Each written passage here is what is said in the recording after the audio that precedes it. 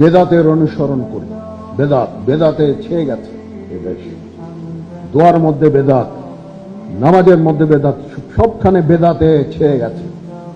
এগুলো থেকে বের হয়ে আসতে হবে। স্যারকে বলছি, স্যার কি করলেন আপনি এই কাজ? সামান্য একটা কথা বলে আপনি হয়তো বুঝতেছেন না, আপনি যেই জায়গা থেকে কথা বলেছেন ওই জায়গা থেকে কথা বলে লাখো তরুণকে আপনি গোরামির দিকে ঠেলে দিয়েছেন। আপনাকে বিনয়ের সাথে অনুরোধ করব, বুখারী শরীফ খুলেন, কিতাবুল খাওয়ারেজ, খারেজিদের অধ্যায় পড়েন, ইসলামের ইতিহাসে খারেজিদের অধ্যায় পড়েন। কি হত্যাযজ্ঞ খারেজিরা করেছে সেই যুগ থেকে এই যুগ পর্যন্ত। আপনি একবারও চিন্তা করেন নাই নুরুল ইসলাম ফারুকীকে যে ব্যক্তি হত্যা করেছে সেই ব্যক্তিও কিন্তু এই বেদাতের প্রবক্তা। সাইদ রমাদান বুদ্ধিকে সিরিয়াতে যারা হত্যা করেছে তারা এই বেদাতের প্রবক্তা। মুসলমান দেশে যারা যেখানে বোমাবাজি করেছে প্রত্যেক ব্যক্তি এই বেদাতের প্রবক্তা।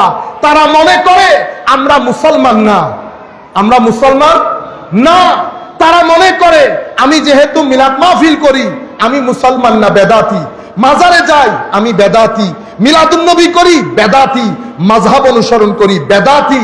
আপনি বেদাত মানি যেহেতু মুসলিম সমাজে বেদাত করছেন সেই হেতু আপনাকে হত্যা করলে কোনো দোষের কোনো কিছুই নাই। এই মেসেজটা স্যার আপনি জাতিকে দিয়ে দিয়েছেন। আমি অনুরোধ করব আপনাকে, স্যার যদি সুযোগ হয় আপনারা আমাদেরকে ডাকতে পারেন, আপনারা অন্য ধরনের আলেমকেও ডাকেন, আমাদেরকে কথা বলার তো একটু সুযোগ দেন। কারণ আপনি যখন কোন নির্দিষ্ট আয়াতকে নিজের মাইন্ডসেট অনুযায়ী পিক আপ করে ওই আন্দাজে ব্যাখ্যা বিশ্লেষণ করবেন, পৃথিবীর সব কিছু আপনাকে বেদাতি মনে হবে। আপনি ওই মুদ্রাটাকে অন্য পিক করে দেখেন। আমি ব্যাকগ্রাউন্ড বলার পরে দ্রুততার সাথে মূল টপিকে ঢুকে যায়। এটা এখানেই রাখি, যেহেতু আপনারা বুঝতে পেরেছেন যে পৃথিবীতে এই পর্যন্ত আমার নবীর সময়কাল থেকে আজকের দিন পর্যন্ত মুসলিম দুনিয়ার মধ্যে কিছু ছেলেপুলে আছে যারা মাইন্ডসেটের দিক থেকে অতীব উগ্র। তারা মনে করে আমরা যে হানাফি মাযহাব অনুযায়ী নামাজ পড়ি শুদ্ধ না। স্যার বলেছেন না নামাজে বেদাত। কেন বুঝেছেন? 950 বছর পর্যন্ত স্যার কোন ইমামের বুঝে আসে নাই। আপনি কি সালাউদ্দিন আইয়ুবীর চেয়ে বড় হয়ে গেছেন স্যার? যে জিনিস সালাউদ্দিন আইয়ুবীর বুঝে আসে নাই সেটা আপনার বুঝে এসে গেছে। আমি সালাউদ্দিন আইয়ুবী এক নামে বলে ফেলছি, যেটা সুলতান বাবরের বুঝে আসে নাই সেটা আপনার বুঝে এসেছে। আপনি আমাকে বলেন গত 900-1000 বছরে মুসলিম দুনিয়ার সেই কোন সিফা সালার আর্মি প্রধান যিনি মাযহাবকে বেদাত মনে করতেন, তরিকত তাসাউফকে বেদাত মনে করতেন? আমি আপনাকে স্মরণ করিয়ে দেই, সালাহুদ্দিন আইয়ুবী যেই সমস্ত সৈন্য অ্যাডভাইজার নিয়ে মুসলমান দুনিয়াকে আবার মসজিদে আকসা ফেরত দিয়েছেন, সেই উপদেষ্টা এবং সৈন্যদের ম্যাক্সিমাম হযরতে শেখ পীর মীর মহিউদ্দিন আব্দুল কাদের জিলানীর খলিফা এবং মুরিদিন ছিল। সেই জন্য পৃথিবী মনে করে মসজিদে আকসা ফেরত দেওয়ার ক্ষেত্রে বাহুবলের চেয়ে অন্তরের রুহানি বল বেশি ইউজ হয়েছে। সেই রুহানি বলের পেছনে দাঁড়িয়েছিলেন শেখ মহিউদ্দিন আব্দুল কাদের আল জিলানী রাদিয়াল্লাহু তাআলা আনহু। অতঃপর আমি আর এই বক্তব্য এখান পর্যন্ত না গিয়ে সরাসরি মূল কনসেপ্টে চলে আসি। সম্মানিত উপস্থিতি, এই শব্দটা বেদাত হয়েছে বলি না, আমি খুব সংক্ষিপ্ত আকারে দ্রুততার সাথে চলে যাই। প্রথমে বেদাত বলে কাকে? বেদাতের একটা শাব্দিক অর্থ আছে না? তো শাব্দিক দিক থেকে বেদাত হচ্ছে নতুন একটা জিনিস। আপনাদের বোঝার জন্য আমি একাডেমিক যারা শুনতেছেন তাদেরকে বলছি, এখানে অনেক কথা আমি সাধারণ মানুষ বোঝার জন্য বলছি। মূল বক্তব্যটা এমন কাজ যেটা এখন হচ্ছে, আগে কখনো হয় আলা গায়রি মিসালিন সাবিক, এর মেসাল আগে পাওয়া যায় না। এই ক্ষেত্রে আল্লাহ রাব্বুল আলামিন নিজেকে বলেছেন বাদিউস সামাওয়াতি ওয়াল আরদ। তাইলে বাদিউস সামাওয়াতি ওয়াল আরদ, আল্লাহ এই বাদিউ বাদা, বেদাতের যেটা মূল শব্দ, বাদিউর একই মূল শব্দ। তাইলে বেদাত বলতেই কন্ডেমড না, যদি অ্যাপ্লিকেশন গলত হয় তখন কন্ডেম। বাদিউস সামাওয়াতি ওয়াল আরদ মানে আল্লাহ রাব্বুল আলামিন যিনি আসমান জমিনকে পূর্বের কোন মেসাল বাদে, কোন এক্সাম্পল বাদে, কোন প্যাটার্ন বাদে যিনি না থেকে হ্যাঁ করেছেন তাকে বলা হয় বাদি। আর উর্দুর মধ্যে বলা হলে, আমি তার অত উর্দু জানি না, গ্রামাটিক্যাল ভুল হবে, বেদাত করনেওয়ালা, বিদাত করনেওয়ালা, বেদাত করেছেন মানি সৃষ্টি করেছেন কিসে? আসমান এবং জমিনকে কোন পূর্বের কোন মেসাল বাদে। এটার উপর ভিত্তি করে কোরআনে পাকের আরো একটা আয়াতে বলা হচ্ছে কুল মা কুনতু বিদআম মিনার রুসুল। বিদআম, আপনারা শব্দের মধ্যে মিল খুঁজে পাচ্ছেন না? বিদআম, আমি নতুন কোন রসুল না। তাইলে বেদাতের মূল শব্দের মধ্যে একটা নতুনত্ব আছে, যাহা আগে হয় নাই। এখন বেদাতের পারিভাষিক অর্থ কি? পারিভাষিক অর্থ হচ্ছে ইমাম ইবনু রজব হাম্বলি ওনার কিতাব জামিউল উলুম ওয়াল হিকাম, এই কিতাবের মধ্যে বলছেন আল মুরাদু বিল বিদআহ, বেদাতের উদ্দেশ্য হচ্ছে এমন কাজ যেটার উপরে শরীয়তের মধ্যে কোনো দলিল নাই, শরীয়তের মধ্যে কোনো দলিল নাই। সেই দলিল ডাইরেক্টলিও হতে পারে, সেই দলিল ইনডাইরেক্টলিও হতে পারে, প্রত্যক্ষভাবে হতে পারে, পরোক্ষভাবে হতে পারে। যদি শরীয়তের মধ্যে প্রত্যক্ষ পরোক্ষ কোনো দলিল না থাকে, এই কাজ যদি হয় তখন এটাকে কি বলে? বেদাত বলে। আর যদি ওয়া আম্মা মা কানা লাহু আসলুম মিনাশ শারঈ ইয়াদুল্লু আলাইহি ফালাইসা বিবিদআতিন শারআন, যদি শরীয়তের মধ্যে, কোরআন হাদিসের মধ্যে এটার প্রত্যক্ষ পরোক্ষ দলিল থাকে, তো এইটা শারঈ বেদাত, যেই বেদাতকে আমার নবী পথভ্রষ্টতা বলেছেন, এই বেদাত হবে না। তাইলে সব বেদাত কি না? পরিত্যাজ্য না। আগে দেখতে হবে এটার কোন ডাইরেক্ট ইনডাইরেক্ট দলিল শরীয়তের মধ্যে আছে কিনা, অথবা এই দলিল শরীয়তের সাথে সাংঘর্ষিক হয়েছে কিনা। তাইলে আপনারা মোটামুটি এই শাব্দিক এবং পারিভাষিক। এখন হযরতে ইবনু হাজার আসকালানী রাদিয়াল্লাহু তাআলা আনহু, স্যার এই যে বলে ফেললেন বেদাত ছেয়ে গেছে, খুব ভালো হইতো কোন একজন আলেমদেরকে যদি জিজ্ঞেস করতেন উম্মতে মুসলিমার বড় বড় আলেমগণ এই ব্যাপারে কি বলে গেছেন, আমাকে একটু শোনান। ইবনু হাজার আসকালানী ফাতহুল বারীর মধ্যে উনি উল্লেখ করছেন ও তাহকিক, এই ব্যাপারে যদি মূল কথা বলতে হয়, মোদ্দা কথা, তো বলবো আন্নাহা ইনকানাত মিম্মা তানদারিজু তাহতা মুস্তাহসানিন ফিশ শারঈ ফাহিয়া হাসানা। যদি আমাদেরকে দেখতে হবে যে এই যে নতুন কাজ, এটার নেচার, প্রকৃতি কি, যদি এটা মুস্তাহসান হয়, ভালো হয়, তাইলে এটাকে তো আপনি কি বলতে পারবেন না? পরিত্যাজ্য বলতে পারবেন না। আর যদি এটা কবি হয়, খারাপ জিনিস, যেটার কোনো আসল দলিল শরীয়তের মধ্যে নাই, পরিত্যাজ্য। কিন্তু সবকিছুকে ডালাও পাবে পরিত্যাজ্য বলতে পারবেন। মিলাদুন নবী যেহেতু নতুন, পরিত্যাজ্য। ইসালে সব নতুন, পরিত্যাজ্য, এটা বলতে পারবেন না। আগে দলিলের চুলছাড়া বিশ্লেষণ করতে হবে। দলিল যদি আমাকে বলে পরিত্যাজ্য, পরিত্যাজ্য। দলিল যদি আমাকে বলে না পরিত্যাজ্য হবে না, তাইলে পরিত্যাজ্য হবে না। আচ্ছা, একটু পরে মজা পাবেন। হযরত আয়েশা সিদ্দিকা রাদিয়াল্লাহু তাআলা, আমাদের ভাইয়েরা অসংখ্য ভাই এই হাদিসটা পড়ে, কেন আমার নবী হাদিস, আমার স্যারও এই কথা পড়বেন, এটাই পড়বেন স্যার। আপনার সাথে কথা হলে আপনি হয়তো এই দলিলই পড়বেন, মান আহদাসা ফি আমরিনা হাযা মা লাইসা মিনহু ফাহুয়া রাদ। মান আহদাসা, যেই ব্যক্তি শুরু করলো, আবিষ্কার করলো, ফি আমরিনা হাযা, আমার এই দ্বীনের মধ্যে, আমার এই দ্বীনের মধ্যে, মা লাইসা মিনহু। স্যার, আমার নবী যদি বলতেন আমার এই দ্বীনের মধ্যে কোন ব্যক্তি যদি কোনো কিছু আবিষ্কার করে সেটা মারদুদ, রিজেক্টেড, পরিত্যাজ্য, এটা বলেন নাই। হাদিসের মধ্যে অংশ দুইটা, একটা হচ্ছে আবিষ্কার করেছে, মা লাইসা মিনহু, যেটার কোনো দলিল শরীয়তে নাই। আমার নবী কথা বলেছেন দুইটা, আমার ভাইয়েরা কথা বলে একটা। তাহলে আমার আল্লাহ বলছে, আমার নবী বলছেন যে এই ব্যক্তি শরীয়তের মধ্যে নতুন কোনো কিছু আবিষ্কার করলো যা শরীয়তের মধ্য থেকে নহে, মানে শরীয়তে যেটা ডাইরেক্ট ইনডাইরেক্ট কোনো দলিল নাই, সেটাই মারদুদ, পরিত্যাজ্য হবে।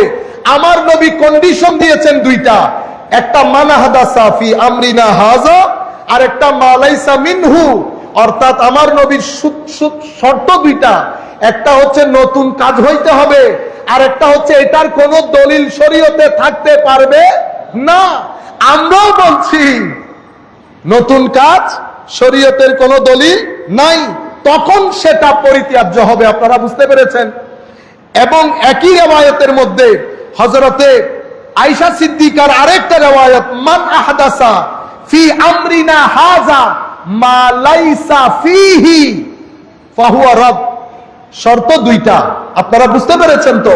নতুন আবিষ্কার এবং শরীয়তের কোন দলিল নাই। আমার নবী যদি বলতেন নতুন আবিষ্কার হলেই বেদাত, বাস হয়ে যাইতো, আর কোন ধরনের কথার প্রয়োজন ছিল না। আমি একটা একটা করে দিয়ে যাই, আপনারা যেন ক্লিপ বানাইতে সুযোগ সহজ হয়। এখন আমার নবী সাল্লাল্লাহু আলাইহি ওয়াসাল্লাম, তাইলে নতুন কাজ পরিত্যাজ্য কখন হবে? ভেরি সিম্পল, কাজ নতুন। ঈদে মিলাদুন নবী আপনি যদি বলেন সাহাবায়ে কেরাম করেন নাই, আমরা করছি, আমরা পরে আসব, তাইলে আমি চেক কিভাবে করব? প্রথমে শরীয়তে এটার কোনো দলিল থাকতে পারবে না। উলামায়ে কেরাম যখন ওয়াজ করেন আগে কোরআনের আয়াত বলেন না, কোরআনের আয়াত পড়েন, তাইলে দলিল না থাকলে আয়াত পাইলো কোথায়? সেই দলিল ডাইরেক্ট হতে পারে, সেই দলিল ইনডাইরেক্ট হতে পারে। তাইলে বেদাত পরিত্যাজ্য হবে যদি সেটার উপরে কোনো ডাইরেক্ট বা ইনডাইরেক্ট দলিল না থাকে। আমি 3 সেন্টেন্সে বলবো, আপনারা দয়া করে মুখস্থ করে ফেলবেন। বেদাত পথভ্রষ্টতা হবে যদি সেটার উপরে শরীয়তের ডাইরেক্ট ইনডাইরেক্ট, প্রত্যক্ষ পরোক্ষ কোনো দলিল না থাকে। 2, যদি সেটা শরীয়তের কোন উসুল, কোন মূলনীতির সাথে সাংঘর্ষিক হয়। 2, 3 নাম্বার, কেউ যদি এই বেদাতকে ফরজ হিসেবে পালন করে, যারা পালন করে না তাদেরকে কাফের মনে করে, তাহলে সেই বেদাত পরিত্যাজ্য। কয়টা বলেছি? 3টা। একদম সহজ না, মুখস্থ করে ফেলেন। যেটা কোন প্রত্যক্ষ পরোক্ষ দলিল কোরআন সুন্নাহর মধ্যে নাই, যেটা শরীয়তের মূলনীতির সাথে কন্ট্রাডিক্টরি, সাংঘর্ষিক। 3, যেটা মানুষ ফরজ মনে করে পালন করে, যারা পালন করে না তাদেরকে কাফের মনে করে, সেটা হলে সেই বেদাত কি হবে? পরিত্যাজ্য হবে। সম্মানিত উপস্থিতি, এখন আসেন, স্যার আমার স্যার কুল্লু বিদআতিন দালালা করেছে, কিন্তু এই কথা আমার নবী কোন হাদিসে বলেছে? আজকের দিন পর্যন্ত আমি কোন হুজুরকে এই পুরা হাদিস পড়তে শুনি? আপনারা শুনেছেন? স্যার আজকে দয়া করে আমাদের এই বক্তব্য যাওয়া গেলে আপনার প্রতি অনুরোধ থাকবে, আপনি পুরা হাদিসটা গুগল থেকে বের করে যদি পড়েন, দুধ কা দুধ পানি কা পানি হয়ে যাবে, কাউকে আর জিজ্ঞেস করতে হবে না। আসেন আমরা পুরা হাদিস পড়ি। এই হাদিস আবু দাউদ শরীফে এসেছে, তিরমিজি শরীফে এসেছে, ইবনু মাজাহ শরীফে এসেছে। কি বলেছে? হযরতে ইরবাজ বিন সারিয়া রাদিয়াল্লাহু তাআলা আনহু, সাল্লা বিনা রাসূলুল্লাহ সাল্লাল্লাহু আলাইহি ওয়াসাল্লাম যাতা ইয়াউমিন, আমার নবী আমাদের সাথে একদিন নামাজ আদায় করলেন। সুম্মা আকবালা আলাইনা, নামাজ আদায় করে আমাদের দিকে মুখ করে বসলেন, ফাওয়াজানা মাউইজা বালিগা, এমন ওয়াজ করলেন আমার নবী, জারিফাত মিনহাল উয়ুন, সাহাবায়ে কেরামের চোখ টল টল করে পানি পড়ছে, সিনা ভেঙে যাচ্ছে। আমাদের মধ্যে প্রত্যেক ব্যক্তি বুঝতে পারলো হয়তো আমার নবী দুনিয়া থেকে চলে যাবেন। সাহাবায়ে কেরামের সিনা ভেঙে গেছে, সাহাবায়ে কেরাম বেদনায় বিচ্ছেদে প্রত্যেকের চোখ পানি, অজর ধারায় চোখ দিয়ে পানি পড়ছে। সাহাবায়ে কেরাম বলছেন, মনে হচ্ছিল এটা আমার নবীর জিন্দেগিতে শেষ ওয়াজ হচ্ছে।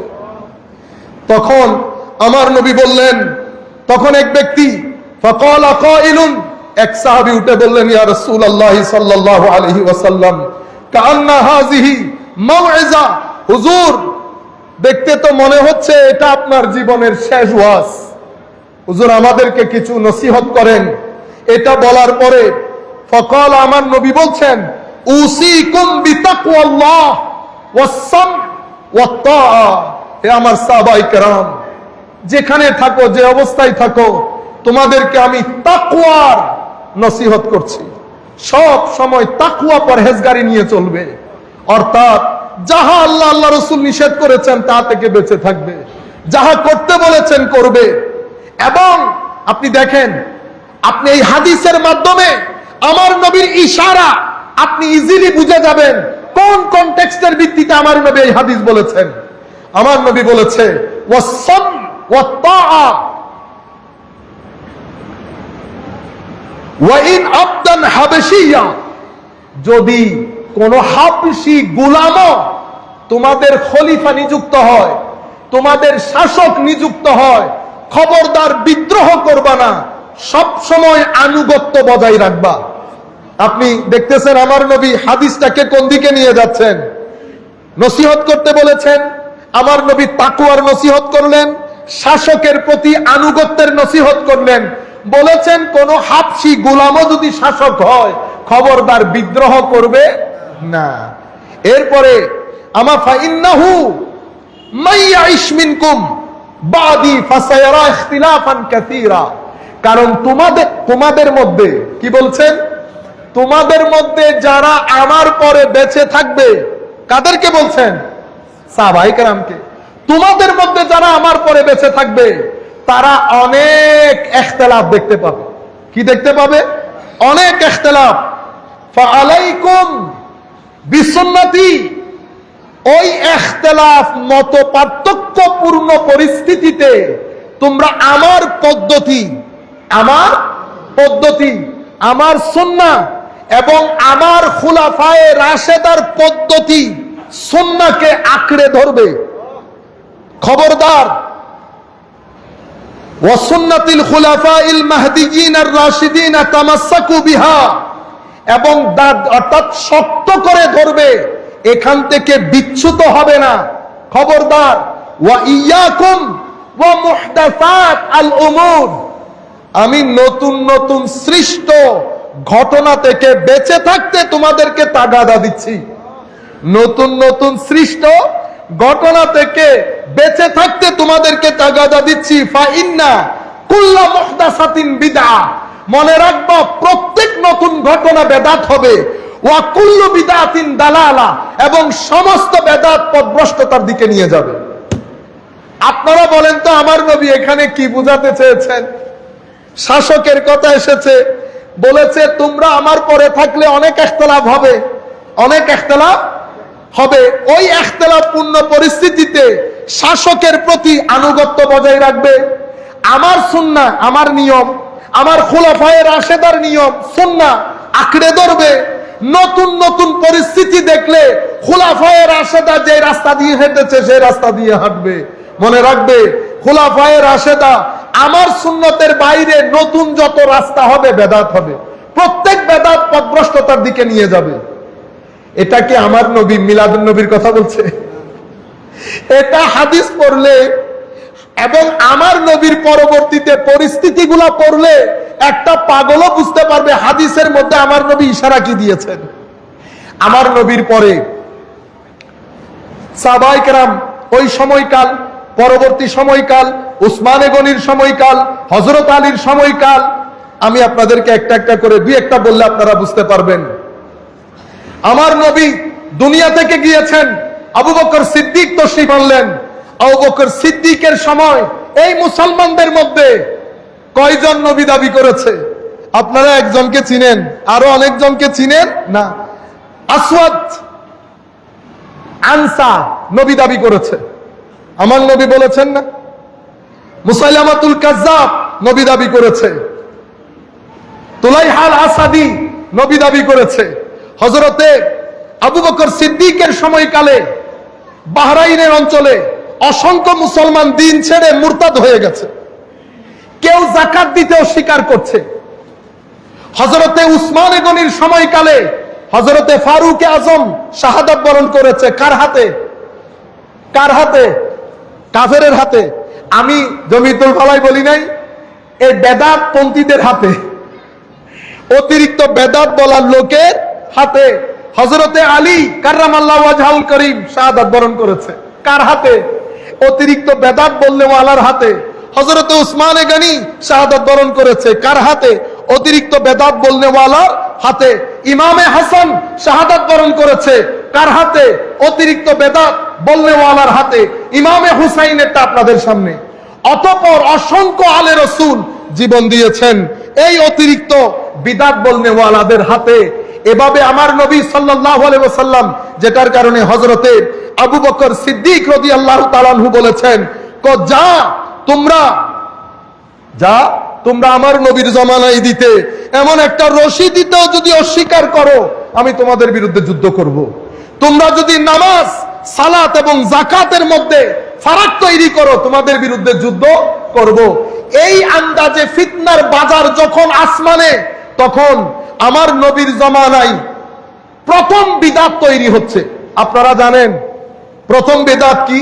প্রথম বিদআত হচ্ছে শানে রাসূলের রিসালাতে বেয়াদবি করা। মুসলমানদের মধ্যে প্রথম বিদআত করেছে যুলখুয়াইসারা আত-তামিমি।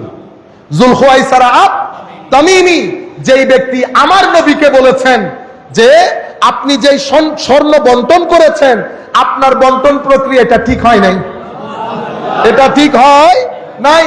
স্বজন প্রীতি করেছেন। আমার নবী বলেছেন, বেকুব বলে কি, আমি যদি আদালত প্রতিষ্ঠা না করি, আমি স্বজন প্রীতি করলে জামানার মধ্যে ন্যায় বিচারের কথা কে বলবে?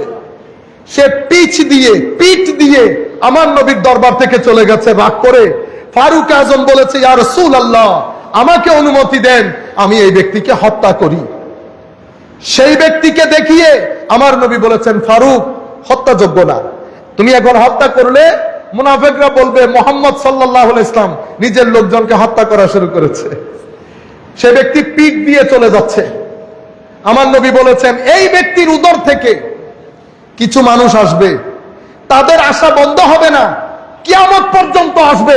স্যারের প্রতি বিনয়ের সাথে অনুরোধ, আমার নবীর স্পষ্ট হাদিস, এই ব্যক্তির উদর থেকে কিছু মানুষ আসবে, কিয়ামত পর্যন্ত আসবে, তাদের আখেরি দল দাজ্জালের সাথে গিয়ে মিশবে। তারা আমার উম্মতকে হত্যা করবে, কাফেরকে ছেড়ে দিবে, মুখের কথা মিষ্টি হবে, অন্তর নেকড়ে বাঘের মতো হবে। নামাজ, তাসবিহ, তাহলিল, রোজা, যাকাত, মুসলমান সাহাবায়ে কেরামকে বলতেছেন, তোমাদের চেয়েও বেশি হবে, তোমাদের চেয়েও বেশি হবে। কোরআনের তিলাওয়াত এমন ভাবে করবে মনে হবে কোরআন তাদের জন্য, তারা কোরআনের জন্য, অথচ কোরআন তাদের বিপক্ষে সাক্ষী দেবে। তারা কোরআন এমন ভাবে পড়বে জবান ভিজা থাকবে, এতদ সত্ত্বেও দিন থেকে বের হয়ে কতটুকুন যাবে? যেভাবে তীর ধনুক থেকে ছেড়ে দিলে যেভাবে তীর ফেরত আসে না, অনেক দূরে চলে যায়, সেভাবে দিন থেকে তারা খারিজ হয়ে যাবে। আপনারা বুঝতে পেরেছেন? সেই খারেজিয়ত, এই ফিতনা, আমার নবী কোন বেদাতের কথা বলেছেন আর আপনি কোন বেদাতে নিয়ে এসেছেন? আমার নবী খারিজিদেরকে বুঝাচ্ছেন, খবরদার, শাসক যেই হোক না কেন বিদ্রোহ করিও না। হযরতে নবী পাকের জামানায় বিয়াদবির মাধ্যমে নিজেদের আইডিওলজিক্যাল উত্থান করে। হযরত ফারুক আজমের জামানায় চুপ থাকে, যেহেতু লাঠি বড় ছিল, লাঠি বড় ছিল। ওসমান গনির জামানায় আস্তে আস্তে দল পাকাইতে শুরু করে। আমরা করি না আমার ভাইয়েরা? এই মসজিদের মধ্যে আমরা ধরেন অন্য ধরনের নামাজ শিক্ষা দিব, যেটার দিকে আমার স্যার ইঙ্গিত দিয়েছেন, এমনি করে নামাজ পড়েছেন আমার নবী। কিন্তু ভাই আপনি কিন্তু আমার নবী পড়েছেন ওই হিসাবে না, আপনি একটা আইডিওলজিকে প্রতিষ্ঠা করতে চাইতেছেন। আপনাকে রিক্রুট করা হয়েছে। আমি সমালোচনা করছি না, ফ্যাক্টটা তুলে ধরতেছি। আমাদের ভাই এখানে অনেকেই ফাইন্যান্সিয়াল ক্রাইসিসের মধ্যে আছেন, অনেকে আছে। তাকে যদি বলে ৬-৭ হাজার টাকা দিব, তুমি এই আন্দাজে নামাজ পড়ো, সে না আগে বুঝছে না পরে বুঝছে। তার তো কোনো দোষ নাই, তার টাকার দরকার। পেটে ভাত না থাকলে দিন শুদ্ধ রাখবে কি করে? সে মেনে নিয়ে, সেও জানে প্রত্যেক এলাকার মধ্যে একটা বড় ভাই থাকে, বড় ভাইয়ের পকেটে কিছু টাকা আসে। আপনারাই বলেন বড় ভাই কিছু করে না কিন্তু চলে। কেমনে চলে? দুই অবস্থা থেকে খালি না, হয় আল্লাহ খাওয়ায় নতুবা অজায়গা থেকে তুলে আনেন। দুইটা থেকে তো তৃতীয় পন্থা কোনো কিছুই নাই।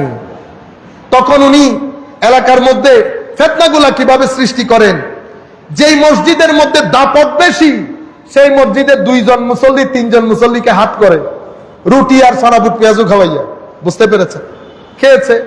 প্রথমে ধাক্কা মারে, যদি ইমাম শক্ত হয় ইমাম, খতিব শক্ত হলে খতিব। এখান থেকে আমি কালকে জুমাই বলবো, আজকের বক্তব্য এখান পর্যন্ত শেষ, যেহেতু মূল টপিক থেকে সরে যাচ্ছে। এখান থেকে কালকে বলবো। এভাবে উম্মতে মুসলিমার মধ্যে গত 1100 বছর পর্যন্ত উম্মত মাযহাব অনুসরণ করেছে। ফতোয়া এসেছে বেদাত, উম্মতের মধ্যে দ্বৈততা তৈরির জন্য। 1100 বছর পর্যন্ত উম্মতের সমস্ত উলামা কোন না কোন একজন তরিকতের ইমামের সাথে যুক্ত।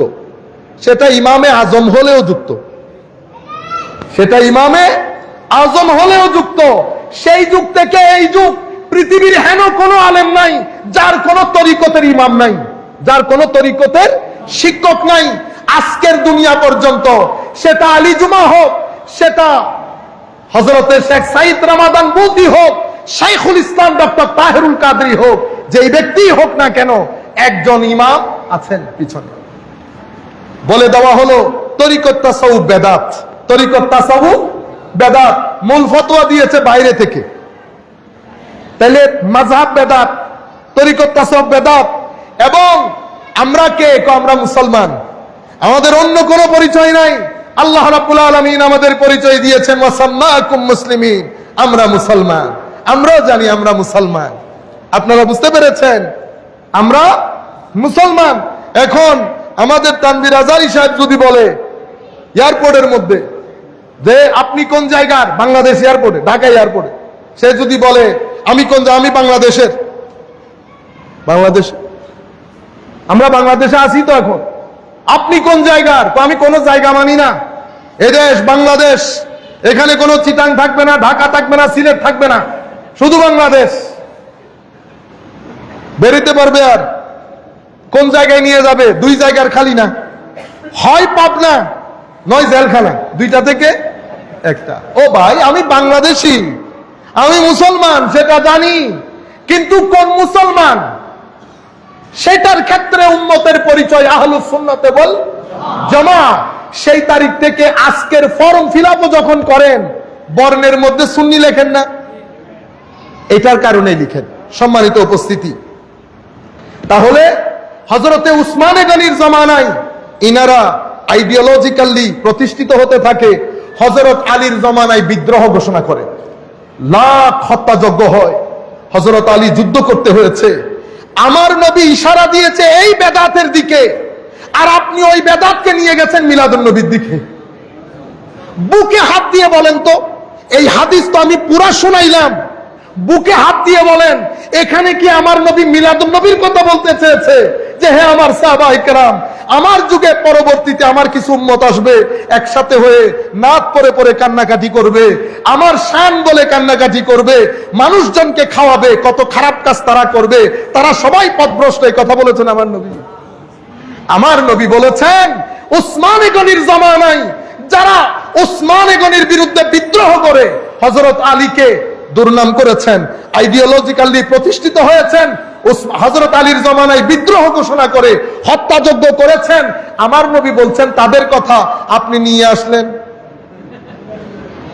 সেই জন্য কোন ভাই আজকের দিন পর্যন্ত, আমাদেরও বয়স এত কম হচ্ছে না, তো আমরা যদি বক্তব্যের বয়সও ধরি, বক্তব্যের বয়স তো 2005 থেকে 2026 কয় বছর হয়েছে? 21 বছর বক্তব্যের বয়স হয়ে গেছে। এই আর পরে ছাত্র জীবন সহ যদি অ্যাড করি তো মিনিমাম 40 বছর হবে। এই 40 বছরে আরবে, আজমে, ওয়েস্টার্ন কান্ট্রিতে, ইউরোপিয়ান কান্ট্রিতে, স্ক্যান্ডিনেভিয়ান কান্ট্রিতে, বাংলাদেশে কোন দেশে এই পুরা হাদিস বলতে কাউকে শুনি মাঝখান থেকে বাইর করে কুল্লু বিদআতিন। আগে কি বলছে আমার নবী ভাই? আপনারা বুঝতে পেরেছেন? ফাকতুলুল মুশরিকিনা হাইসু ওয়াজাদতুমুহুম, মুশরিকদেরকে যেখানে পাও হত্যা করো। করবেন? করবেন না। আয়াত যেখানে এসেছে সেই আয়াতে রাখতে হবে আয়াতকে। আগের দুই আয়াত পিছনের দুই আয়াত পড়লে না কনটেক্সট বুঝতে পারবেন। আপনারা বুঝেছেন? আচ্ছা, এরপরে সাল্লাল্লাহু আলাইহি ওয়াসাল্লাম, আমরা আরেকটু সংক্ষিপ্ত করে মূল বক্তব্যের আরো কয়েকটা গুরুত্বপূর্ণ অংশ রয়ে গেছে।